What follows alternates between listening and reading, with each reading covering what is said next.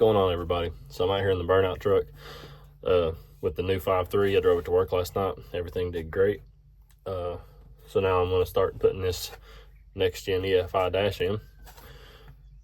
So I've already plugged it up just to make sure everything's good. It did take me a second because I'll show you guys here in a minute. The wire colors were a little bit different. I don't know if that's just mine specifically or whatever, but all you got to do is look at the can connector and you know what it is. But let's get started putting this in. So as you can tell by my hat, I'm not wearing that microphone today. So we'll see how good the audio is. If you watched the last video, there was a few times, and especially when I knocked it off my hat, that it had like a humming sound to it. And I didn't like it, so I'm sure nobody else likes it either. But I'm gonna eat my nerds and put this dash in.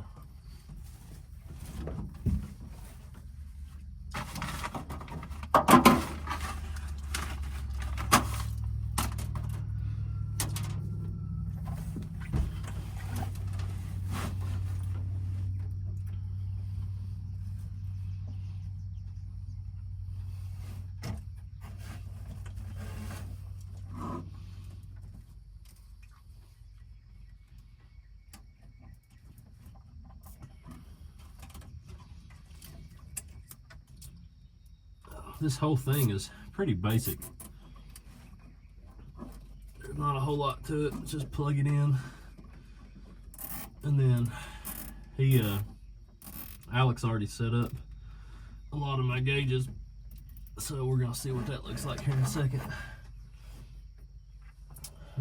I got to figure out where I want to mount this next link to. I don't really know where, because I can't mount it to the firewall, because it puts the screws on the outside of the firewall where apparently I have to work a lot since I blow up all these engines. Can't put it over here with the ECU because it's too far away. So it's got to kind of be somewhere here in the middle. I thought about putting it right here under the dash like that, but then the cable's going to stick out right here. And I don't know if it'd be long enough to reach up there. I think it would. I could put it right there too, but then again, it's gonna stick that cable way out. I'd rather not. What's right here? Oh, that won't reach to that because the splitter ain't long enough, and I don't feel like extending wires. I just want to put it in, have it work.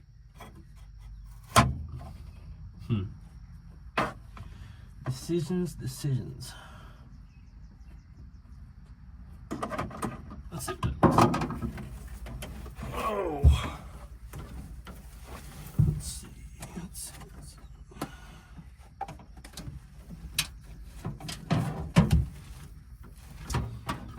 So if that plugs in like that, it might not be too bad. I mean, it's a race truck. It ain't gonna look pretty. I just have to be real careful if I stick my head through here where I don't break this plug off. Oh, I don't really want to do a whole lot right here because I am gonna put a radio back in it once I figure out where I'm gonna put those relays. Man, the easiest thing would be to mount to the firewall, but I don't want to put a screw through it.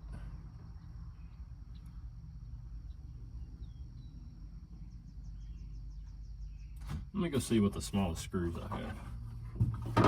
Be right back.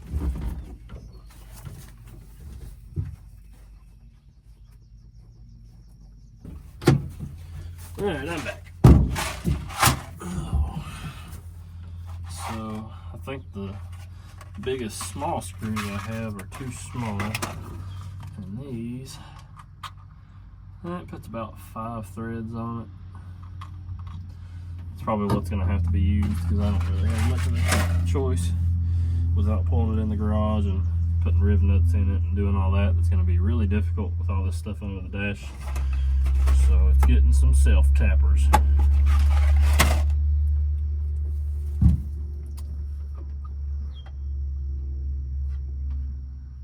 Yep, I guess so. self-tappers it is.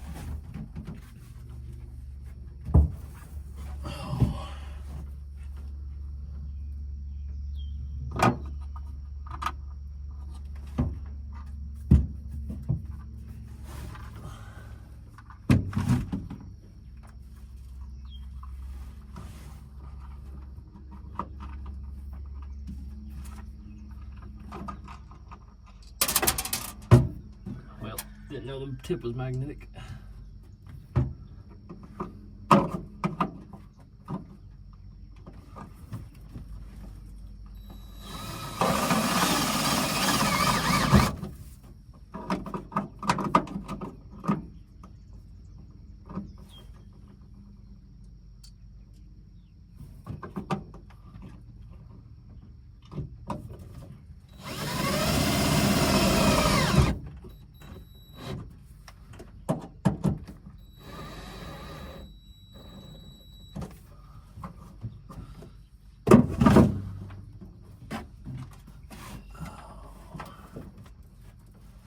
I'll show you guys what I'm doing here in a second. I just wanted to get this all zip tied up and secured because the CAN cable for the USB has a bad habit of pulling out. And I'd rather not fight with that right now. Like the wires itself out of the plug is what comes out. Okay. There's that. Oh.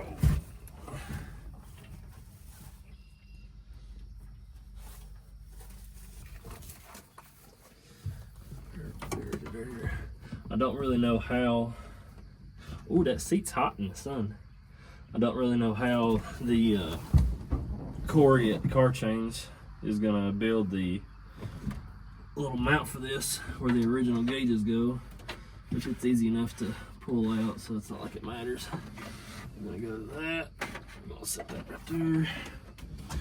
We'll go ahead and plug this up so I don't pull it through.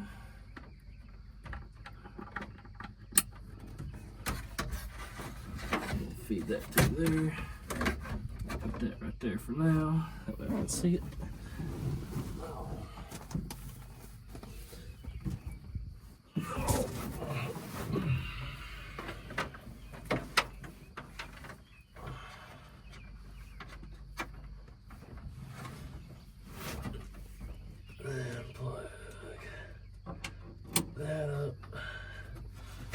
Make sure it's working. Like I said, it's pretty basic. Just put your wires in the NexLink or whichever one you get. Put the wires in, plug it up, turns on. All right, now here we are. Let's go and try it for the first time since I've put it over here. Oh man, that's sharp. It's like really bright outside right now, and you can see that plain as day. I'm sure when I pull the screen protector off, it won't have as much reflection, but I can see that perfect. So now all I need to do is get the GPS module for this, and we'll be good to go for this Turbo 400 and not have a speedometer, and now we will. All right, that's awesome. So, show you real quick. See if I can do it while I'm sitting here. Right there's the NexLink. Right there's the wire colors that I had to do. Originally, I had, red is 12 volt, black is ground. And then, I didn't know between the high and low CAN connections. So I went and looked it up on the Holley website for the wire diagram. And, I don't know, I can post the picture in here now. But, I wound up being, the red was still 12 volt. I don't even remember what I put on there, and I just showed you guys that.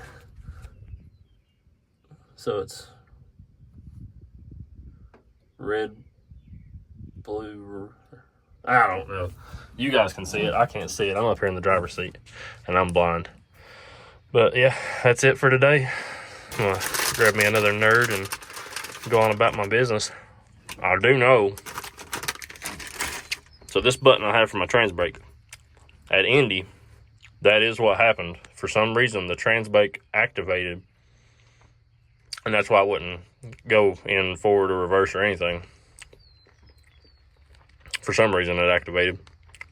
Well, it should have went in reverse. Well, it did go in reverse. My apologies. It did go in reverse. It just didn't have any forward gears.